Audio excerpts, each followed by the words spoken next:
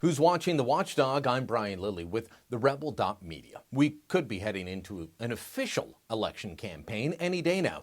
The parties, they're all election ready. Each day I see new conservative staffers or big-time party operators from across the country showing up at the Conservative War Room in downtown Ottawa. So I'm guessing that an election really could be called any day now. Now, I know. The campaign's already happening from all the political parties and even the non-party actors like that evil, if now defunct, Harper PAC. After months of mistakes, Justin Trudeau's poll numbers are free-falling. Canadians from coast to coast now think he is unfit to be Prime Minister. But who does Trudeau blame for his low poll numbers? He blames Canadian voters.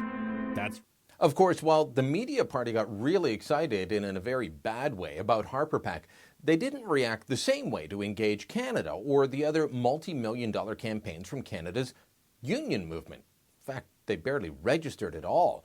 And see, this worries me greatly because when the official campaign starts, when Prime Minister Stephen Harper visits Rideau Hall and Governor General David Johnston and officially asks the GG to call the election campaign as being open, at that point, all the big third-party money should dry up. The limits are quite low during the official campaign for third-party organizations. But I don't think that they will stop, and I don't think they're going to be called out on it in this election. Let me ask you, will the media, or for that matter, will Elections Canada pay attention to what these left-wing, union-funded third-party groups are actually doing during the campaign? I gotta tell you, I'm not very hopeful. And my lack of hope is based on the track record of both the media party and Elections Canada. Now, we know that Elections Canada famously raided the Conservative Party offices with cops and cameras in tow when they disagreed with the Conservatives over how multi-candidate ads should be accounted for. And really, that's what the so-called in-and-out scandal was all about, accounting. It was about how you apportion an ad that had many candidates in it. And we also know that they gave extension after extension to failed Liberal leadership candidates to pay back their leadership dues. Debts that were incurred in 2006 were still being paid back in 2012, long past due, but Elections Canada turned a blind eye. And when the NDP raised money for the Broadband Institute in the wake of Jack Layton's death and offered party supporters a 75% tax break for the donation to this non-political party organization, Elections Canada just said, oh, can you stop that?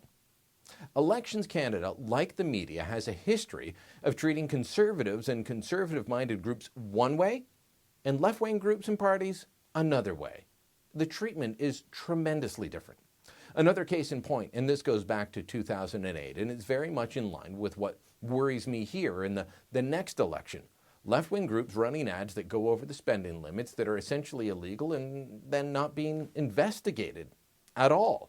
Elections Canada has seen groups go beyond what's allowed. They've had complaints laid with them and then nothing's been done. It's all very disappointing. I'll give you one concrete example. In the 2008 election, a group out of New York City, that's in the United States of America, this group called Avaz ran ads targeting several conservative candidates, including then Environment Minister John Baird and also Peter MacKay. And they wanted these conservative MPs replaced with NDP, Liberal, or Green members. Ads ran in Halifax newspapers, and they were claimed as expenses for BC ridings. That's among one of the irregularities. In the group's American tax filing, they claimed to have spent $137,724 US dollars on Canadian political activity. But Avaz claimed just $57,733 with Elections Canada. Look at this American filing where they reported spending the $137,000. They state clearly that all political activity that year was in Canada. A New York-based lobby group spending big bucks on Canada's election and nothing from the media. A shrug of the shoulders from Elections Canada. Guess what? Elections Canada didn't do much of anything at all, even though a complaint was launched. Their response was, and I quote from one of their documents, Elections Canada does not and cannot monitor day-to-day advertising expenses incurred during an election campaign. By the way, Avaz, the Manhattan-based group, raised a lot of money in Canada for both the 2008 and 2011 elections. They raised more than $155,000 out of Canada for the 2010 2008 election, but claim they just spent, $57,000. In 2011, they raised $226,000 and claimed to spend $152,000. Seems the Canadian election is good business and helps pay their downtown New York City rent. I think we're going to see unions and union-funded groups and others on the left keep right on spending after the rich dropped. I think they will push the envelope as far as they can. And given the track record at Elections Canada, given that so many of the major media outlets are unionized, often members of the unions that are actually financing these ads, given that the media party has failed to call out Avaz in the past, or fact-check Engage Canada now, or the other union ads, well, I doubt there's going to be much done when the rules are broken this election cycle. But you can be sure that if there's any chance of finding dirt on a Conservative anywhere in the country, then the media and Elections Canada will be there to push for full prosecution. They'll turn a blind eye to the left, but they will push for full prosecution for the Conservatives.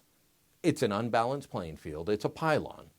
It's also reality, backed up by history.